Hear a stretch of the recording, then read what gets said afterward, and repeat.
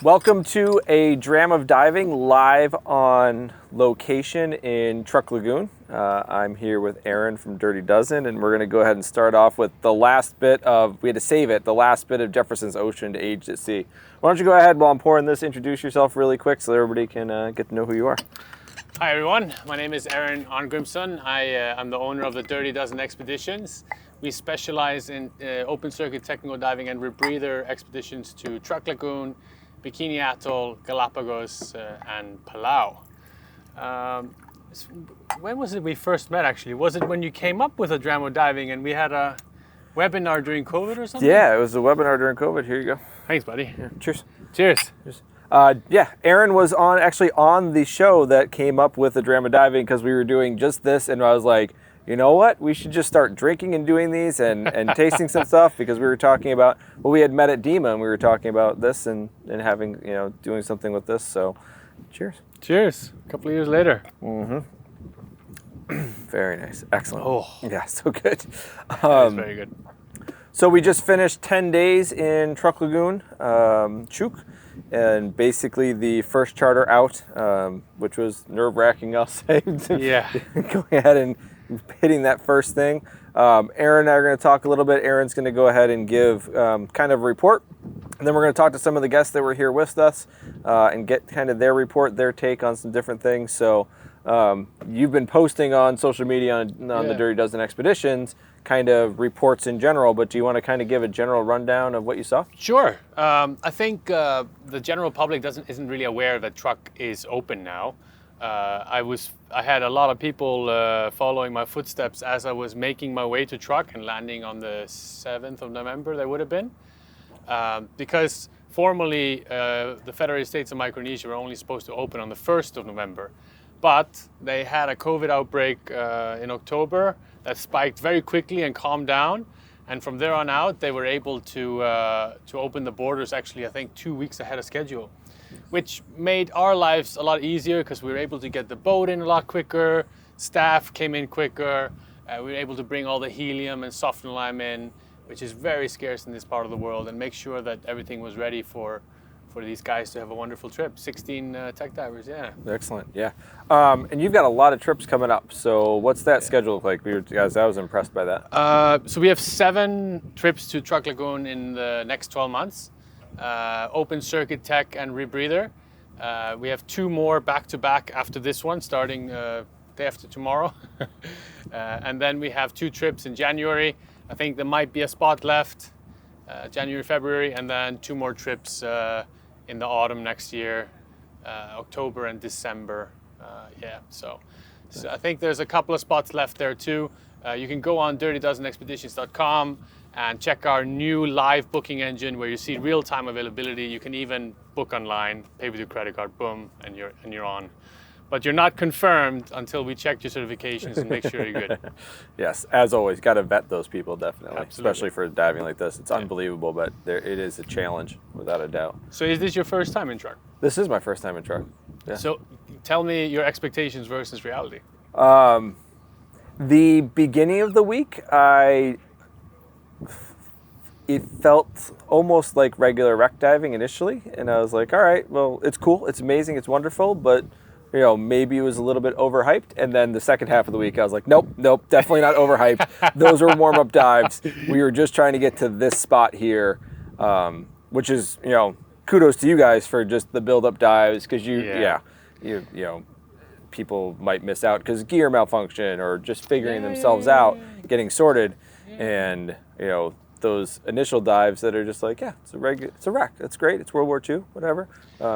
And the thing is, we've had COVID past us now. There's so many factors that play in for the divers that come on board, maybe to be a little bit rusty, not have as many dives in the last 2 years as they normally would have. And same with the boat and crew. I mean, they haven't been operating for like 1,000 days. But even on a normal schedule, we do these build-up dives, right? So we start actually where we are right now in the repair anchorage, where we have a lot of easy-going wrecks before we move out to the 4th Fleet anchorage, which is like the second part of the trip with all the deeper and more amazing wrecks. And we just slowly build up the depth and the run times.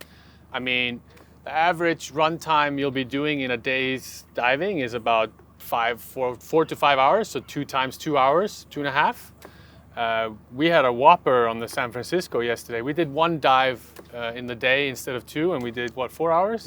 Yeah, right at 4 hours. That was pretty good way to experience the $1 million wreck. Just do it once and do it really long, which was excellent, actually. That was super impressive. And then today, what wreck did we do today? The Ikoku Maru, the infamous Ikoku, Yeah, that was unbelievable. That was probably my favorite. You know, special guide by Auntie, but but it was by far my favorite.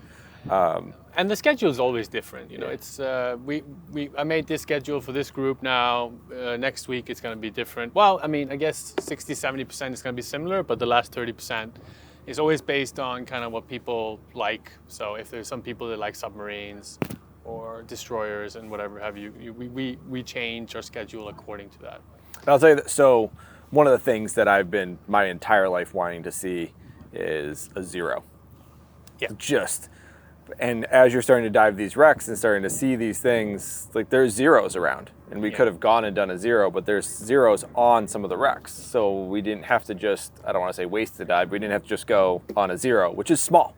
It's miniature, and then you look around and you go, okay, that was great, amazing. Short dive. Yeah. Instead, it was part of an entire other wreck, which I was super pleased. I was disappointed because I didn't think we were going to see a zero, and then finding out that there were zeros on the wrecks, I was like, this is we try not to give it all away. Yeah. So that's something we knew about, and then we're like, oh yeah, just wait until he gets to Fujikawa, which is like one of the most legendary wrecks in the lagoon. It's heavily featured on Jacques Cousteau's Laguna Lost Ships. Yeah. And you drop into the first or second hold, and the first thing you see is just like 2 zeros. Yeah. Got the joystick and everything. Yeah. It's legendary. Yeah. It was great. So, how is it now compared to way it was? How long has it been? How many days has it been? About 1,000. 1,000 days. Yeah. Yeah. I want to say the wrecks change as it's the way of life for them, right? What are they? 78 years old now, and I can't expect to come back to them, 2.5 years later or whatever, and for them to be the same. And on our social media, if you go on our Facebook or whatever, you can see daily updates we've been doing, and we're going to keep doing them, where we just feature a wreck, showcase some pictures, and write down just a little report saying, superstructure has collapsed a little bit more, there's an opening here now, this has collapsed, and so on and so on, just to keep people. There are keen Truk Lagoon enthusiasts that are very eager to know how the wrecks are doing. So we're going to be doing that public service. Yeah, and it's too much to cover in a show. There's so many little differences and so many things. So those posts are key to going back and absolutely and knowing those, which is excellent. I'm going to grab somebody at this point in time. All right, excellent. So why don't you go ahead and introduce yourself? You're on a Dram of Diving, and we're going to go ahead and talk about your experiences, but go ahead and introduce yourself, kind of your general background to the audience. Sure. My name is Matt. I'm 26. I live in Texas. This is my first time diving with the Dirty Dozen, first time diving the Pacific, and first time diving in Truk Lagoon. Nice. I'm an open circuit trimix diver. About a couple hundred dives at this point. So nice. Excellent. Beautiful. So what did you think? Trip of a lifetime. Yeah? Yeah, this is one for the books. I hope I can get back here someday, but definitely one of the best dive sites I've ever been to in my life. What was your favorite wreck you ended up doing? It's a tough question. The Fujikawa was incredible, but the San Francisco was just hard. There was just so much to see down there. And also something about live ordnance underwater is just super cool. Super cool. Seeing that stuff and you realizing how many of bullets and bombs and all sorts of things is just impressive. How'd you end up getting here? How did you find Dirty Dozen and all that? So I've been diving with my dad pretty much my entire life. He's my longtime dive buddy, and we heard about Truk Lagoon just being on dive boats and being around divers, and he ended up finding the Dirty Dozen crew, and they said, technical trimix is the way to do Truk Lagoon, and so that kicked off our process about 5 years ago. That's when we started our training down in Cozumel, And just with COVID, it got pushed back a couple years. But we've been planning for this trip for about 5 years now, and building up our experience for it. So beautiful. And I think that's super important. Is when you start talking about this isn't a book for next year. Like this isn't if you've got the experience and all of that, it's great. If there's some open spots, like Aaron said, and you've got that, but don't be shy to say, okay, 2024 or 2025 is my trip, and start to have that conversation and start going, because you bringing that up is super key for that. Any super special experiences you had that that you would find interesting? Man, there's so much to choose from. I mean, just being on a liveaboard, it's just a different environment compared to just going out on a boat and coming back, breaking down your equipment. I think being around this group of divers too is just truly special. I mean, people from all over the world are on this boat and come from all different backgrounds, but everyone's united under the same sort of drive for exploration and adventure. And I found just the crew, the staff, and all of the members of the dive team to just be the best part of this trip. Nice. To share experiences, to talk about each dive, to hear from different people about how they saw diving and what it meant for them. That was truly special, and it's probably what inspired me the most is coming off this trip is like, wow, I really want to be more involved in this community. And good. Yeah. Very nice. So you were working on photography too, right? You were doing Yes. photography stuff? How'd that go? So I have a bit of an artistic background, but underwater photography was never really something that I went for until I came to Truk Lagoon, and I was like, wow, this is just too special not to capture. And I started doing some photography underwater, and then that's when I approached Aaron and said, hey, I need some help. And he ended up taking me on a class and walking me through just how to set up the camera, how to have models come in and do poses on certain sites in the wreck. And that's super easy. Like, you just go and it's just natural, right? Yeah. Like it's so simple. Yeah. I've got some video we're gonna post up of the video shoot of putting all the staging, all of the lights, and getting that all, and that's what kind of Aaron walked you through and going, oh my God. Yeah, I think especially with technical diving, right? You already have this sort of task list that you're going throughout the dive, and so adding lighting and camera positioning and communicating what you need underwater, it's just another layer of complexity. And so learning to deal with that, I think in the beginning of the trip, I was just like, this is too much, and then by the end of the trip, I was like, I got the hang of it now. Excellent. So if you could give one word of advice to people who are listening, considering stuff, what would it be? I'd say preparation is key. I think, just this is my first time doing a liveaboard. This is my first time doing really technical diving, and, equipment failures happen, things happen underwater, and the fact that I had so much time to prepare and prep for this trip, I was so comfortable dealing with those obstacles underwater that it just made the rest of the diving experience so much easier. And I got to really enjoy every wreck despite whatever problem I ran into. Nice. Well, thank you very much, Matt. I appreciate your input, and we're going to grab another guest. Thank you. Thanks. Excellent. All right, so next guest. Jen, why don't you go ahead and introduce yourself? Hi, I'm Jen Head. I'm a scuba diver here on the Dirty Dozen in Truk Lagoon. Excellent. Very nice. And you are diving open circuit or closed circuit? I'm diving my Rebreather, which I love. Nice. Excellent. So did you have a favorite wreck? Yeah, I like the Fujikawa. That was my favorite, which I really wanted to go back to today, but that's okay. We didn't end up there. We ended up on a different wreck, which was pretty cool. What was your favorite part of the Fujikawa? The Fujikawa had the planes, and you could really just take your time in the holds, because the planes were in the holds of the ship, and you could see the cockpits and the propellers, and it was pretty stunning. Is there any other favorite parts of the Fujikawa that you had?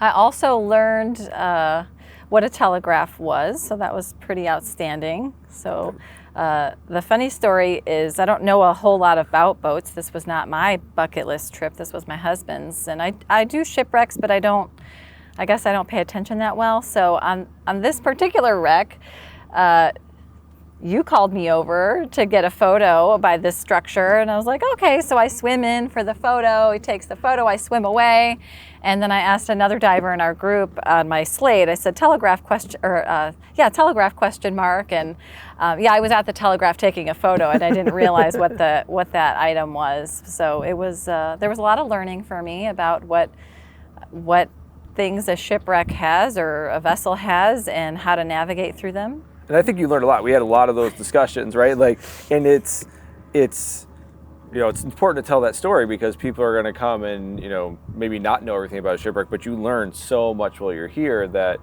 something as simple as a telegraph, but then you started talking about, I'm figuring out how the ships are built, right? And then that's helping you. Yeah, because navigation, I don't normally navigate underwater on a shipwreck typically. I mean, I have done some wreck diving, but not to this scale.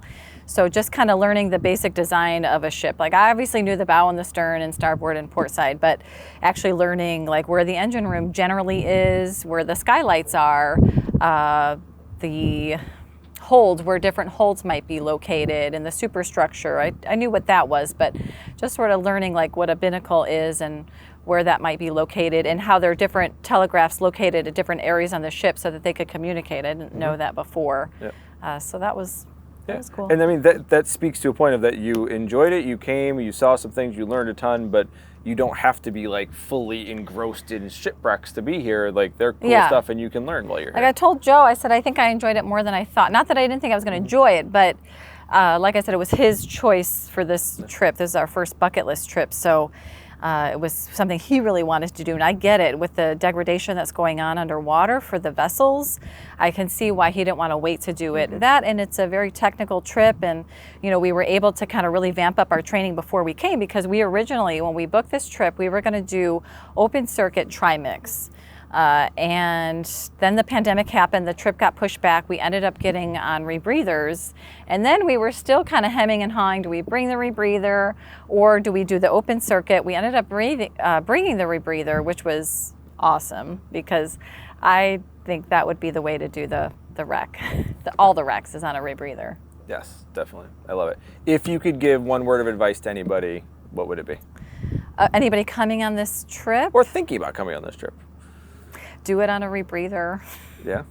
Yeah, I would definitely do it on a rebreather. That, and, just be ready to, the first couple days, you just got to get your bearings, because you're setting up your gear in an unfamiliar place. So just don't be hard on yourself.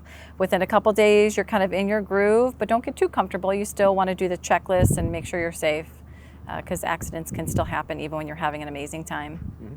Beautiful. Thank you very much. You're welcome. Excellent. Keep that rolling. Keep it rolling. Hot swap that. You put that back on the way you had it. Yeah. Put that back on the way you had it. Hot swap that mic, and you sit down. You keep recording. Daniel. Next. Who's getting 90 lights? Yeah. Our next guest is now arriving. This is Joe, who Jen referred to. Jen is very lucky to have this stunning gentleman.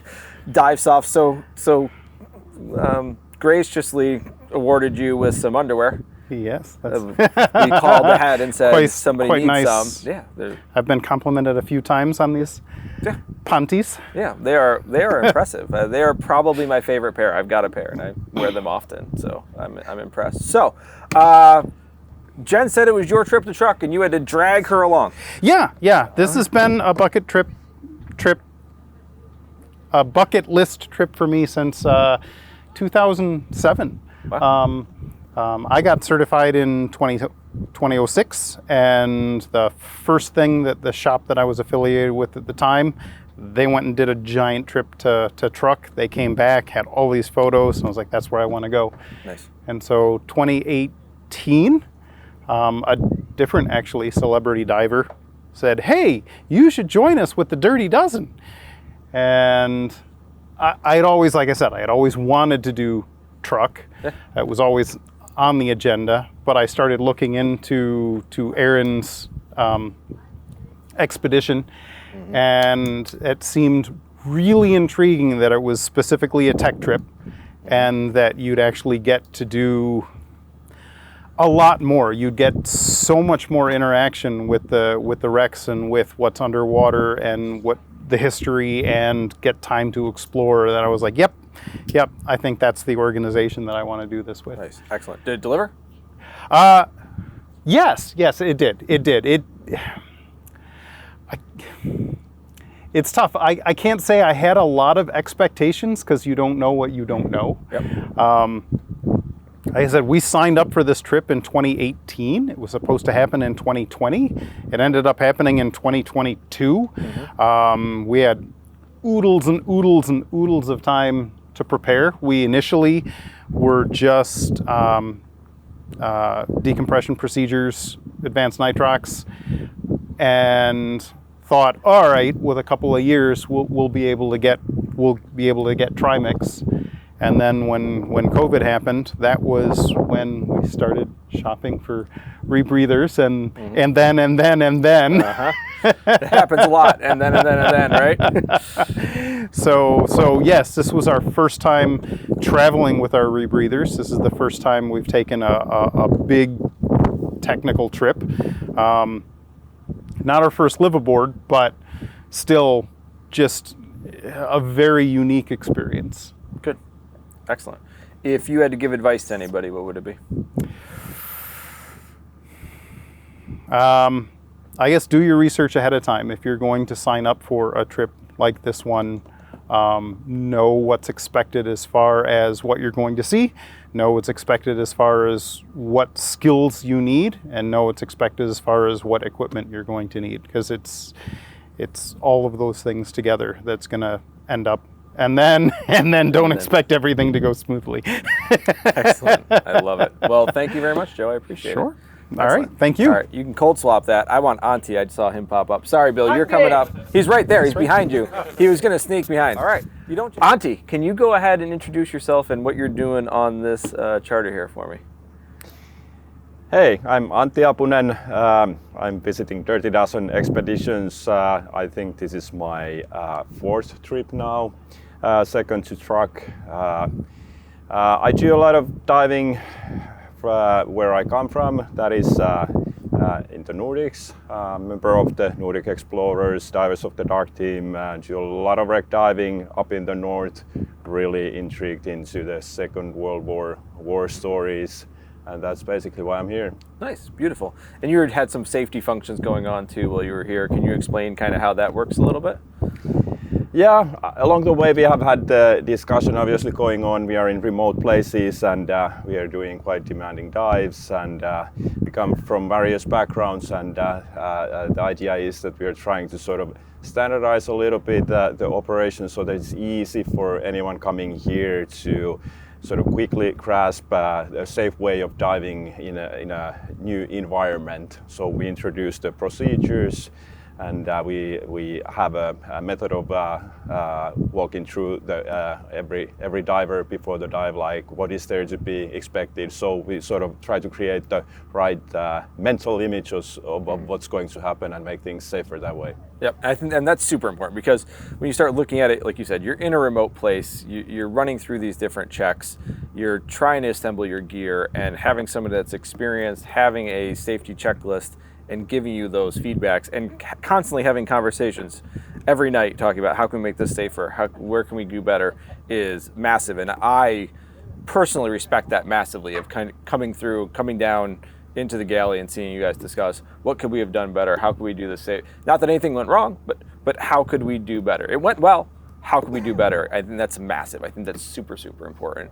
And I really appreciate that from my side of things. And I got to do some great dives with you. What was your favorite dive? I think what we did today, going into the wreck and explored the engine room, that's always something I look forward to doing, getting myself rusty. That was a proper dive. Getting a little dirty is always key. Since we're running out of time a little bit, I don't want to cut you short at all, but if you could give some people some general recommendations on coming onto the ship and diving with Dirty Dozens, what would be some general recommendations you would give for individuals wanting to make this trip? Well, I think obviously need to consider the remoteness of the site, but otherwise it's I think it is not too hard wreck diving, but get your mind wrapped around the fact that you are in a faraway place, get your reels with you, be ready to do the exploring, and that's all there is really. Maintenance, safety, safety, safety. Get everything kind of in line and get going. So I appreciate it, Antti. Thank you so much. Thank you. How much time? All right, welcome, Bill. Go ahead and introduce yourself, Bill. Bill Anderson, Syracuse, New York area. Been diving for the past 30 years, and then diving with Jason for the past 3 years through Deep Stop Scuba. And what do you do at Deep Stop Scuba? You forgot to mention. I'm an instructor with Deep Stop. There you go. Thank you. That's key. We got to get that in there. You got to talk about that sort of thing. Yeah. So, Bill works with our shop and has been diving with us. Bill has been specifically, if I don't mind talking for you, but like specifically doing things to really target this trip. And it's similar to what Matt talked about of specifically, and Joe, and then. But yes. You started from, oh my God, trip of a lifetime. How can I get a better experience? So why don't you go ahead and talk about the process there for you. So once we realized that this was a trip that was an option for me, I realized getting on a closed circuit rebreather was just where I needed to be. So I talked with Jason and started looking at options and decided to move to a rebreather. And that was, I think, a game changer for this trip. I think Jen mentioned it, that coming here on a rebreather just, it opens you up to a lot more time underwater, a lot more exploration. And so that was pretty amazing. Beautiful. So what was your favorite wreck? What was your favorite thing of that? I don't think there's any specific one. They're all amazing, but the engine room that we were in the other day, it was just amazing to think that where we were inside this ship, exploring and just seeing history, I think was pretty powerful. Was there any, do you have a background drive? A couple people talked about they were obsessed with World War II. Like, what was your background drive to be here? So I'm prior service Army, and my grandfather was a naval fighter pilot in the Pacific. So being here is a very humbling experience to understand the war that took place and what happened to these sailors and soldiers and airmen. And I think that just being here, it gives you perspective to see the damage, to see the environment in which these soldiers and sailors lived. I think just for me, I think being here to be able to see this firsthand was just amazing. And because it's personal, you kind of glossed over it a little bit, but your grandfather was a fighter pilot. Yes, in World War II. In World War II, in the Pacific Theater. So he flew planes. His nickname was Ace. So, like I said, being here, it's kind of just pretty amazing. Yep. So it's where he was. Yep. And it's that massive personal connection. Yep. So that's excellent. If you could give people any advice, what would it be? Once you make that decision, like I said, my original intent was to come here side mount open circuit, and then once I started realizing what opportunities opened, being able to move to the rebreather, I think building your skill sets up, getting your training in place, get everything online, get ready to be here, and I think that was the biggest thing, is just preparation to make sure that you're ready to be here and be a safe diver. Thanks, Bill. Really appreciate it. All right, Aaron. You are joining us. You're one of our last guests, so why don't you go ahead and introduce yourself? Aaron Mahoney, currently active duty guard in the New York Air National Guard, monitoring air defense over the United States to prevent another 9/11 type of attack. Beautiful. Thank you very much for that. Yeah. Thanks. So what was your experience like? My experience here at Truk Lagoon was definitely once in a lifetime. Very eye-opening, as Bill mentioned. It was quite humbling, penetrating wrecks, seeing the legacy of our Air Force in action and what they did to destroy this Japanese fleet was mind-boggling. Mm-hmm. The amount of stuff and equipment and trucks and airplanes and parts, it was unreal. That's crazy. Unreal. So. And looking at that from active duty, seeing that, it's a humbling experience, right? Of seeing what that is, it brings a humanity to it after the fact, right? Absolutely. As we dove on that last wreck, there's still some remains at the bottom, so it is you know, there's two sides to war, and both are ultimately losers. So, yeah, it's very humbling seeing what devastation can be wrought by man. Yeah, definitely. And everybody keeps saying once in a lifetime. You can come back. I mean, that's something you can do. We can make that happen. But yeah, Aaron says the price is negotiable, so free is good, right? Yeah, negotiate for him to tell you the exact price that what it is when it's on the website. So, did you have a favorite one you did?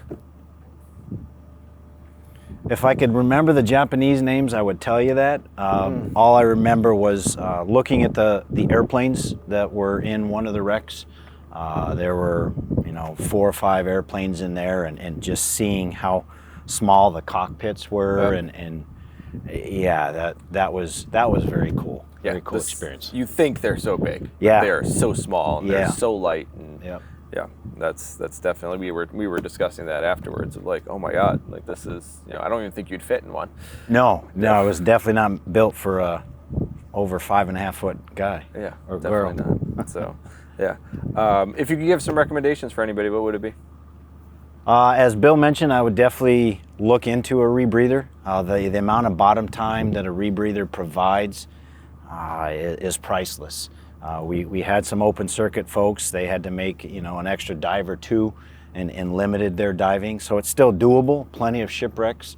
But that rebreather is amazing, just to be able to hover for an extended period of time and be quite comfortable in the water. Mm-hmm.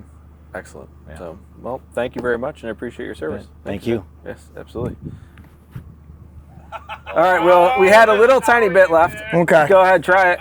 See what you can make happen. There you go. Beautiful. Yeah. That's good shit. It is good shit. It's really good shit. Very nice. That's aged at sea, so like it's got a little saltiness to it. It's very Oh, it interesting. fits in well with us, doesn't it? Yeah, it then? does. Absolutely does. So, introduce yourself, even though you don't need any introduction. Right. So I work with Aaron. I also work at Nowie headquarters. I'm sorry. But my name is Terrence Dunford. You're sorry. We birthed y'all, all right? Grandson. Yes. No, so I work in the training department. I've lived in Truk for over a year. I did 6 months in Bikini Atoll. I've been very blessed in my career in diving and been able to bounce around some of the, in my opinion, some of the best diving places in the world. Excellent. And Terrence's been giving us a lot. I mean, because you've got that experience and given great feedback, and we jest about the agency thing, working across the ITDI. We've had an amazing week, you know, chatting together, and you know, just your feedback. What is your favorite spot on the wrecks? Ooh, I love bathrooms personally. They're one of my favorite things to go looking for. That's understated. Yes. He's obsessed with bathrooms. Every single wreck, he talks about the bathroom. So we're sitting over the second best. Oh yeah. Of the lagoon in the Really? Heian. What's the first best? Amagi-san, or I mean Ikoku. Ikoku's got The the best Ikoku. bathroom. Absolutely. Have you ever used it? No. Okay, just checking. No. I'm always in a wetsuit. It's too hard to get out. If I was in a dry suit like some of you guys, it might be a little easier. Yeah, fair enough. So this one's the second best. Yes. What wreck are we sitting over? I kind of The Heian Maru. Heian Maru. So with this backdrop, we're sitting right over a wreck right now. Correct. Beautiful. Yeah. What would be the third? I mean, top three. You got to go top three. I really like the bathrooms in the Shinkoku, just because you got that soaking tub right next to it. With the rust hole, you could, you know, reach over and give a little massage to the person taking a soak if you wanted to. That would silt out a little bit. Just a little bit, just a yeah. little bit. Fair enough. Yeah.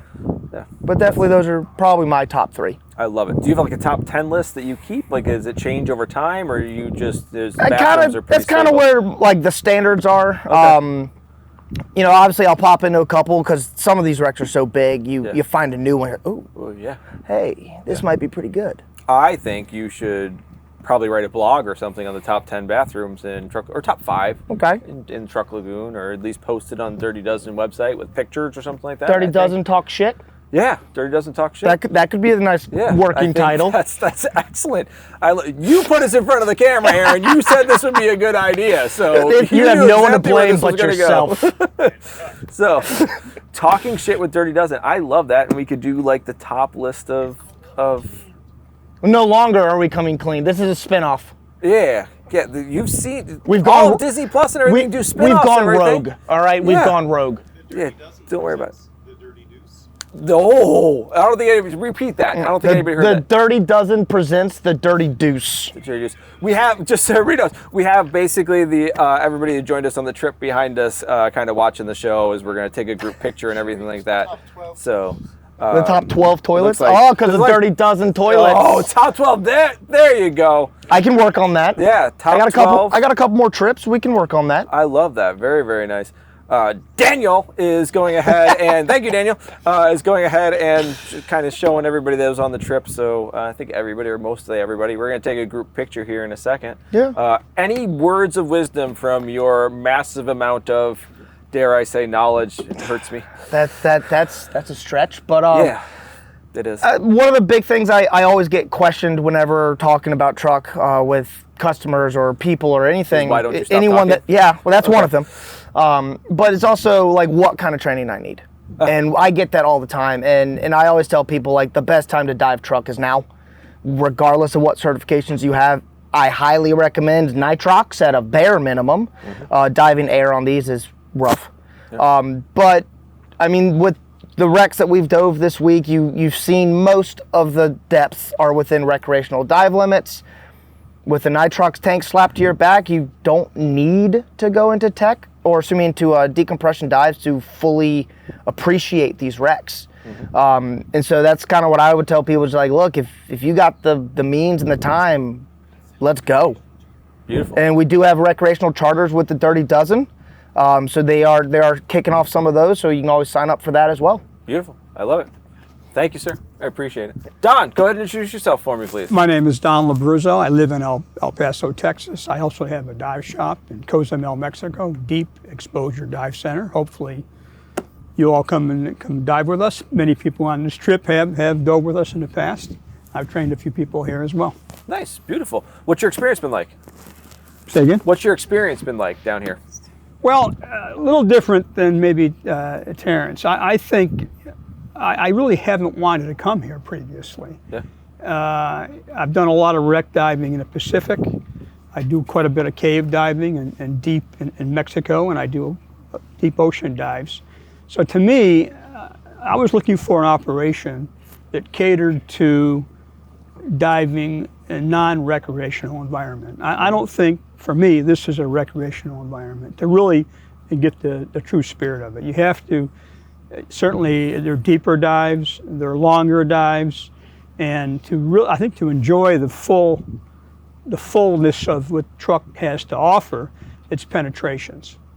And that means rebreathers. And as I look around here, I don't know if you can see, but I would say that the vast majority of people that dove on this trip had rebreathers. And those that didn't are now thinking about maybe they should be diving a rebreather.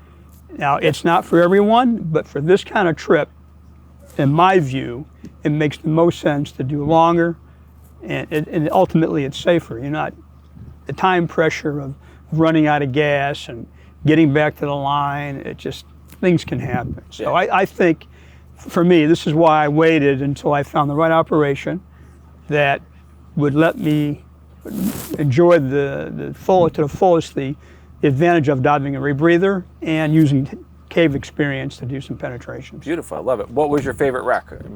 Well, as everyone said too, they all kind of come together. I guess the San Francisco was probably the best. Yeah. It had the best penetrations. We did one this morning, and frankly I forgot the name. Yeah.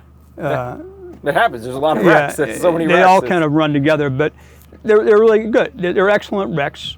Again, to go around the outside periphery of the wreck to me wouldn't be worth it. Yep. But to get inside the holds, and we found some human remains, which if you're in that thing, I'm not into bathrooms like some people are. But, yeah, some people are obsessed with bathrooms. And there's live ordnance everywhere, and it's all part of the history as well. To see the wreck we're on today, the entire section, bow section was gone. Yep. Apparently a 500-pound bomb, direct hit, full of aviation fuel and ordnance, and it's vaporized the front of the ship. And the amount of damage we've seen in the last 10 days is just incredible. And this was back 70 years ago in World War II. Think how it would be today with the technology we have in weapons. Hopefully, we won't see another Chuuk experience. Definitely. And now I'm heading back tomorrow to Pearl Harbor. I'm going to spend a couple of days and see what the other side of this equation. You know, Yeah, there's the, definitely. so, but it's a great experience. It's a great trip. Clearly, you can come back here more than once. Oh, absolutely. And I think if you came back a second time, you'd have a better idea of what you want to do. You'd have a better strategy, and you go after the things you want to see. Because there's plenty to see, provided you have the right equipment and the right training. I'm also a TDI instructor, and although there are other good agencies, I believe that TDI offers, I think, more than other agencies to their instructors.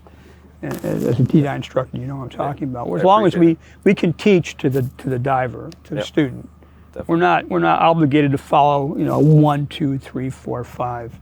Yeah, exactly. And it allows us to, I think, tailor our training to individuals, and they become better divers that way. Beautiful. So you kind of already hit on it, but if you had some, I mean, we're running out of daylight a little bit, but if you had some real good recommendation for people, what would you kind of already hit on it, but what would your recommendation be for people coming? Well, again, I would say rebreather's a must, but the rebreather only is, I think, useful if you're trained at least normoxic trimix. Yep. Because today we did 180. It's just too deep. It's just too deep for air. And although high helium's expensive, the beauty of a rebreather is you have a 3-liter tank.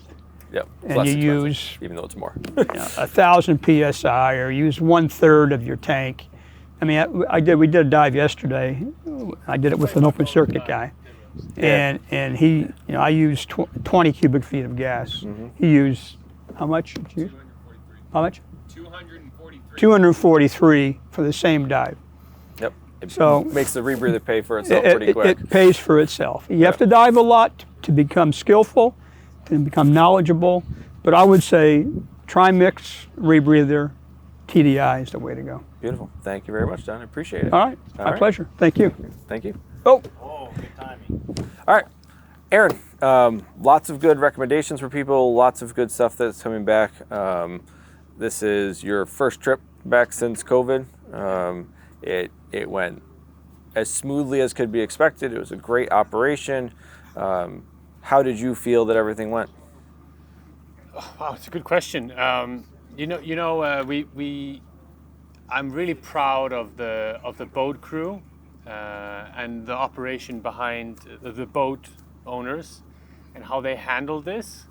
Obviously, we have over 50 rebreather divers coming in on the boat in the next, in this 30-day period, and I can't thank them enough for how professionally the crew and everyone has handled this. This is not a fast food vending machine experience. We offer curated technical diving experiences, and with my crew out of service for 1,000 days, I mean, they really delivered. They did a great job. Yeah, and what we never hit, no one ever talked about it, but it's the question that every single person asks.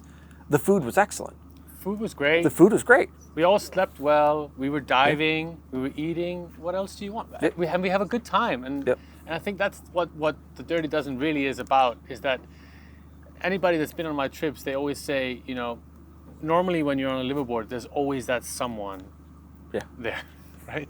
So is that I make a big effort of making sure that someone never shows up, Yes. right? So when you have this big group of people that's behind us right now, they're actually good human beings, aside from being great divers, right? Yeah. And that's a conversation that, to not to cut you off, but Aaron has asked these vets people, is this a good human being? I respect that massively of you saying, hey, despite, I mean, I can't vouch for all of your decision makings. Terrence here, I mean, I can't, it is what it is, but, we can't win all of them. No. Well, he's got the experience. Rob Peter to pay Paul. Yeah, exactly. But at the end of the day, that's what makes the Dirty Dozen the Dirty Dozen. We are just a bunch of passionate individuals that want to have a lot of fun together, doing it right, doing it safely, and doing some real exploration in one of the best diving destinations in the world. So please join us on one of our 7 trips in the next 12 months. And thank you so much for your time, Jason. Yeah, and I want to say, finishing this whole thing up, thank you to the crew, to the captain, to the staff. Thank you to all the guests, and especially the people that kind of came on the show here. Really appreciate everything that all of you have done to make this an amazing trip, and thank you to you, and hopefully we'll have many more. Absolutely. Cheers, man. Thanks, Jason. Thank you.